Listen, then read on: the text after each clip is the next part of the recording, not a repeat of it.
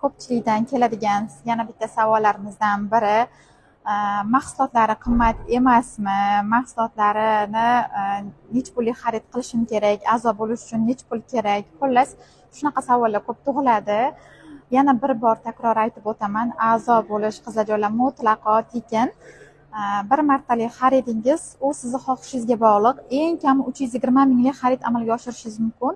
320 minglik xaridingiz bu 2 ball hisoblanadi. Ya'ni bizda 1 ballimiz 160 ming so'm, 2 ballimiz 320 ming so'm. Dash maksimum ketaveradi, chegarasi yo'q.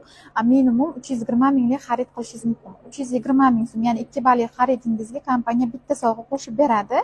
Men ko'pincha yangi hamkorlarimiz uchun 5 ballik xaridni tavsiya qilaman, chunki 800 mingdan oshiqlik xarid qilasiz, plus kompaniya sizga 5 ta sovg'a tekinga qo'shib beradi. Bu degani, paytda siz 800 minglik xaridingiz uchun yana 900 minglik, 800 minglik, paytda 1 millionlik mahsulot tekinga